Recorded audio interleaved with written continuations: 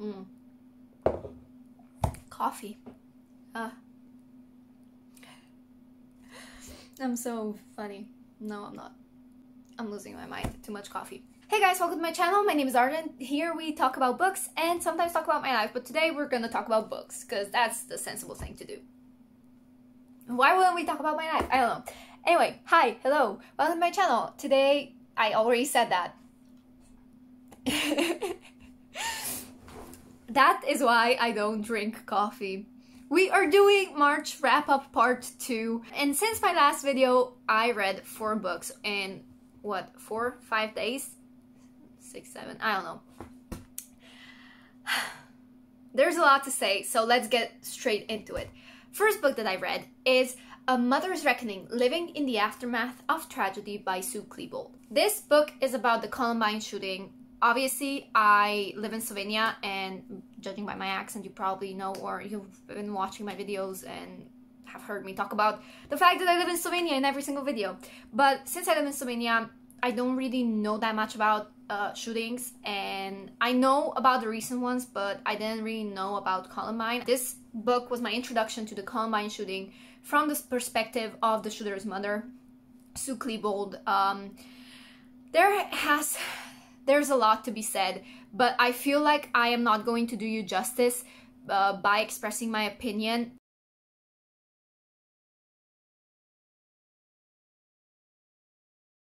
Final note, author profits from this book will be donated to research and charitable foundations focusing on mental health issues. This book is gives such a detailed account to what happened to Sue's family after she gets a phone call that her son was one of the shooters at the school. Her entire world just collapsed. This wasn't the only book of Columbine that I read this month, and I'm gonna move on to that one in just a few minutes, but while reading A Mother's Reckoning, you could clearly see that Dylan had issues that Sue wasn't aware of until after the shooting and after she got her hands on his diary, and which was shown his entries. It's very hard to explain. It's a book that you really should read because it gives so much information into the background of the family, of what they had to do, the media, what they did, and the families what they had to go through, the victims. It's very horrible. The actions of two so selfish people hurt a lot of others. And Sue, it is very important for me to say that Sue doesn't actually excuse her son. She doesn't excuse what he did, but she is trying to come to terms with his actions. She had to deal with the grief of not only being the mother of a school shooter, but also being the mother of who lost a son. And that is just, it's so hard because so many people would say she doesn't deserve to grieve, she raised a monster, or that he doesn't deserve to be grieved. And you know, just imagine the person that you know in your life, your best friend, your brother, your sister. Imagine that you know them the way that you know them right now. They seem perfectly normal, and then tomorrow you wake up and you find out that they were a school shooter. You know, it's so hard to come to terms with the fact that someone you know is one way turns out to be someone else when you weren't looking. Yeah, it gives you a lot to think about. This book, I rated it 5 stars. It was such an important read for me. And then I went on to read Columbine by Dave Cullen. I gave that one 4 stars because it was so hard for me to read. It follows the same events of Columbine, but not through the eyes of the mother, but through the eyes of a third person. Dave Cullen had done so much research to provide us with this book, to recount the events of what happened before, on the day, and after the shooting. He followed the families of the victims, the families of the shooters themselves, everybody who was involved, the police, their mishandlings, the media, and what they did. Yeah, I just found myself crying with, you know, everybody. Yeah, It's very hard to speak, but it's a very important read if you want to read it, if this is something you are interested in. So while reading those two books, I have been also reading another one, which I mentioned in my last video of March wrap-up part 1, which is Destined for Dune by Carrie Corp and Lori Langdon. This is the second book to Dune, and I personally did not really care about this one. I think I gave it 3 or 2 stars. No, I think I gave it 3 stars. Okay, what is there to be said? So this book series follows McKenna and Veronica, 2 best friends who kind of go on vacation to Scotland and discover this hidden kingdom. In the first book, I really preferred Veronica's point of view. I really wanted to read all about her. In this one, however, I wanted McKenna. I did not care about Veronica. I don't care about the already established romance in the books. I like the thrill of the chase and the slow burn romance, and this is what McKenna and Duncan provided.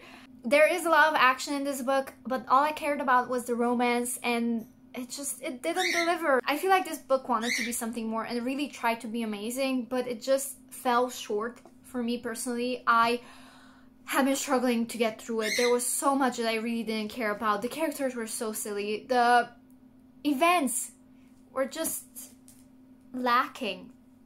So I didn't enjoy it. I hope I will enjoy the next book, which is Shades of Dune, but I don't feel like reading it right now. Moving on. Okay, this is what needs to be said.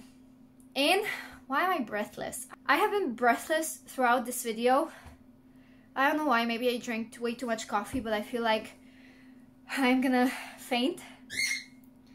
And here I go drinking coffee again.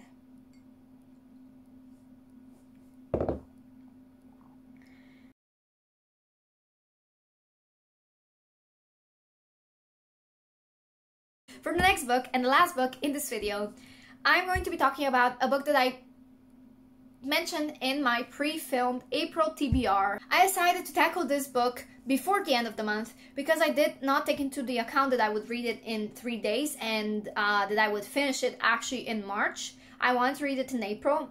It has 734 pages and it is my 15th book of March.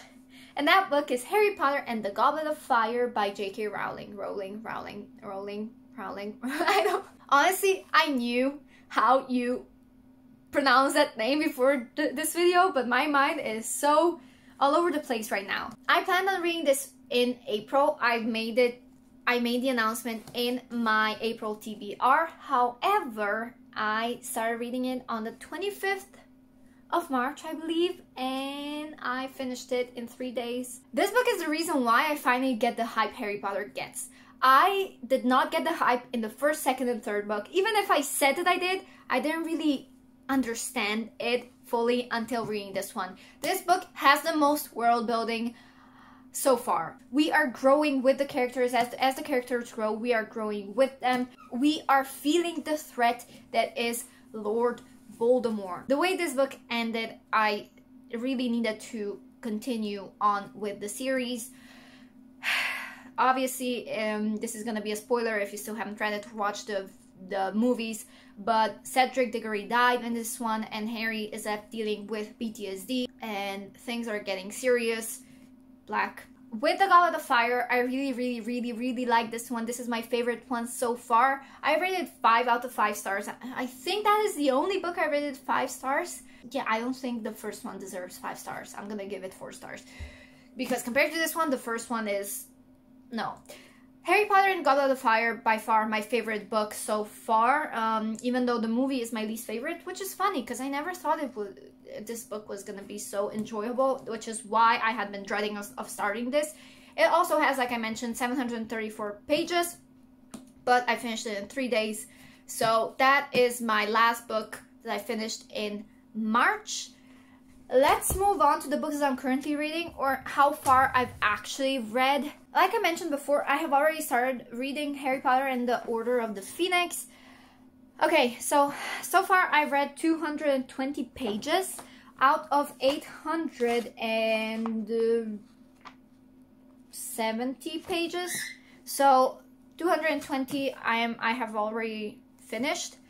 And that is going to be my Harry Potter read for April, because I feel guilty for finishing this one so soon. This is I believe, the longest book in the series. So yeah, so far it's been good, but not really. I have been crying a lot because I really feel for Harry. I really feel his anger. I really understand his anger.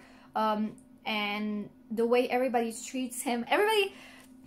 So a lot of people say that Harry really feels sorry for himself, but I feel like I really understand his perspective. And if I put myself in his shoes, if the things that happened to him in the 4th book and then continue to happen in this one, the way people treat him, the way the Daily Prophet, again, the media, are treating him, it blows my mind that...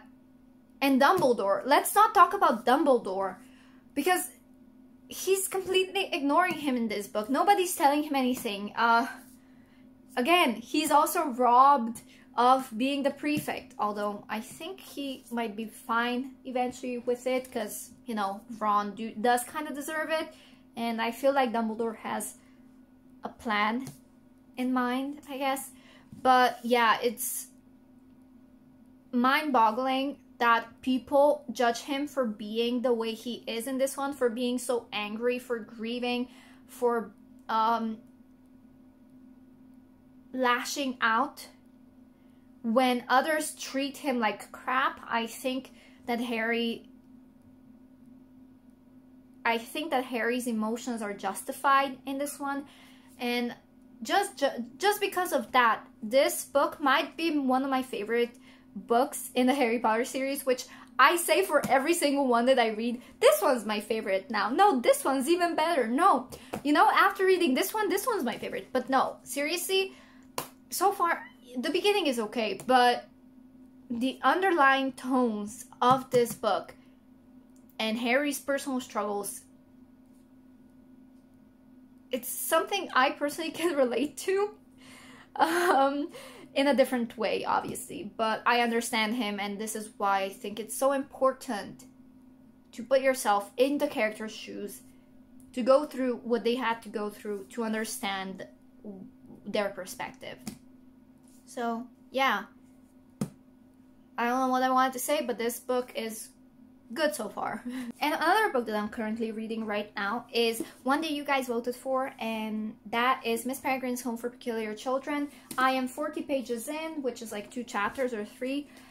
I'm not currently enjoying it that much. It's been dragging. I did watch the movie in the cinema a few years ago. Maybe that's what spoiled it for me, but I'm just kind of not feeling this book.